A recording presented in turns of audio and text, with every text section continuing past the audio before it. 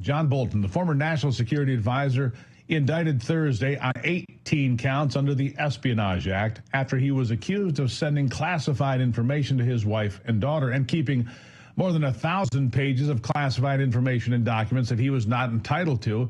He had in his possession. He apparently wanted to use those documents for his own personal ambitions and, well, maybe more. We're not sure. This is very serious, and those on the left can scream all they want, but my bet is clear.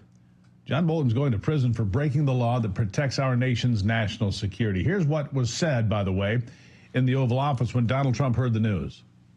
President Bolton was just indicted by a grand jury in Maryland. Do you have a reaction to that? I didn't know that. You tell me for the first time, but I think he's, a bad person. I think he's a bad guy. Yeah, he's a bad guy. It's too bad, but it's the way it goes. Well, that's the way it goes. John Bolton pleaded not guilty earlier today, but we will see what the evidence says and what the courts decide. Big trial ahead. Joining me now to discuss this, senior legal fellow at the Heritage Foundation, Zach Smith. Zach, thank you for being here today. As we discussed just before the program, this is serious. They can claim that he was targeted. They can claim it's a weaponized DOJ. They can claim whatever they want, but 18 counts and a 26-page indictment, what it is for sure, it's serious, isn't it? Yeah, it absolutely is serious, not only for John Bolton, but also for our national security as well. Keep in mind, some of the allegations in the indictment allege that John Bolton's personal email accounts that he used to transmit this classified information were actually hacked, potentially by the Iranian government, who then tried to blackmail John Bolton as a result of that hack. So this has very serious implications. These are very sensitive documents that John Bolton had access to because of his role as the national security advisor. And so to see him retaining a lot of that information at his home, to see him sending that information across the internet using unsecured, unclassified email systems like AOL and Google, as the indictment alleges, these are very serious allegations. Now, John Bolton, like any other criminal defendant, is innocent until or unless proven guilty. But these are very serious allegations. And I suspect John Bolton is going to have a very difficult time explaining his conduct if he chooses to take the stand. Yeah. Zach, here's the thing that I think struck me and a lot of other Americans watching John Bolton ever since he left the White House after he was dismissed by the president.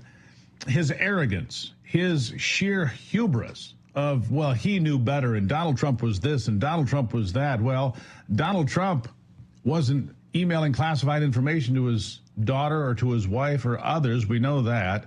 And the raid on Mar-a-Lago proved to be a whole lot of hubbub about not much at all. I mean, raiding Melania's underwear drawer, I don't think proved much about national security. And the difference between Donald Trump and John Bolton is Donald Trump actually had the right to have the documents he had in his possession, and he had the right to declassify the documents he had in his possession. John Bolton can claim none of that. Yeah, that's exactly right. Donald Trump, as president, had the authority to declassify documents. It was up to his discretion. John Bolton was not the president, and so he did not have that same authority. And in fact, the indictment lays out in some length when John Bolton's right to access that information expired, when he lost the legal ability to have that information at his home. But it certainly is clear that John Bolton had a lot of that information still in his possession and was still using it and disseminating it after he left his role as the national security advisor. Now, one of the problems in particular I think John Bolton may have created for himself is his frequent commentary on others who have potentially used unclassified or civilian information systems to exchange information. He talked extensively about Hillary Clinton when she was alleged to have done that. He's talked about others using Signal and other communication apps to exchange information. Has been very critical of those practices. And so from just a pragmatic standpoint, I think John Bolton may have a very difficult time in being able to take the stand, defend his actions, because if he were to do so, I think any prosecutor worth his or her salt would immediately use those past statements that John Bolton has made against him in any trial, should he choose to go to trial. Now, here's the thing. More than 1,000 pages. What would he use those for? To write a book? For his own, benefit? Would he share it with others? Could he sell that? I mean, is this information that could compromise the national security of the United States? That's what I want to know, Zach. You've read the 26 pages. Any indication there? Well, I say that is certainly the fear. Anytime classified information is disseminated or retained outside of proper channels, the exact timing of when this information was distributed, all of that is not crystal clear from the indictment. It certainly appears like he was transmitting some of this information while he was still the national security advisor in almost real time. Essentially, what the indictment alleges is that John Bolton would take extensive notes on legal pads. During his time as national security advisor, he would then go and type up those notes and transmit those notes, which he called his diary, to individuals that are not named in the indictment. They're referred to as individual one and individual two. Now, media reports that those individuals that are not named in the indictment are actually his family members, his wife and his daughter, who he said were functioning as his editors. So it seems obvious that John Bolton, from the get-go, as his time as national security advisor, was planning to write a memoir or a book about his time in the Trump administration. And it certainly seems like these diaries, these notes that he retained, that he then transmitted using personal email accounts, that these were all part of his plans to eventually write a book. All right, so here's the question, Zach. You work there, you know, when it comes to intelligence like this. Is there a problem with the voluminous amount of classified information flying around in various classifications, you know, top secret, classified, for your eyes only, whatever it may be? Look, Joe Biden had documents he wasn't supposed to have. Mike Pence had documents he wasn't supposed to have. John Bolton seems like a much more serious case, but do we have a problem in Washington with too much classified information just flying around?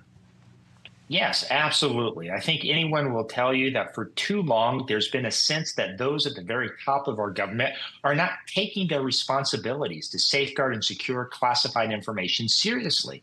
Now, I suspect because of Joe Biden, Mike Pence, others that you mentioned, John Bolton and his lawyers may try to make some type of selective prosecution claim. But again, I think one of the problems that John Bolton may have created for himself is that he has been very critical of those other decisions not to prosecute others who have not maintained their own responsibility to safely and securely handle classified information. But again, I think the indictment itself alleges why this lack of seriousness, why this use of improper channels is so devastating. One of the allegations in the indictment is that Iranian officials or someone in Iran hacked John Bolton's email accounts, got access to this information, and then was trying to use it to blackmail him in the process. Those are very serious allegations. It shows the threat that this type of lax protocols poses. And so I think it is why we are right to have a very serious conversation about why so many officials at the top of our government are not taking their responsibilities seriously. Well, and here's the other thing, obviously. These are printed documents. These are pages, right, that they have stacks of, apparently. And then you've got the text messages, the emails, the electronic communication. Then you've got AI out there hunting and looking all the time. Look, AI spyware is out there. Foreign governments using it all the time to find weaknesses, to find a chink in the armor, to find a sneaky way to get in the back door. All of these are happening simultaneously. What can we do to defend ourselves? What can we do in America, Zach, to make our national secrets and our national security, frankly, more secure? Well, look, I think we have to start with holding those who do not fulfill their responsibilities accountable. There are systems and procedures and processes in place to make sure that classified information is retained in as safe and secure an environment as possible. But again, in the many examples you just mentioned, that has not been the case. There, for too long, has been a lack of consequences when officials have not followed proper protocols. And so I think in John Bolton's case, these allegations are very serious, and we're seeing an attempt to make sure that the rules and procedures that are very vigorously applied against low-level government officials who have security clearances, access to this information, that those same rules and consequences are applied when people in the very high levels of our government do not follow those same rules and regulations as well.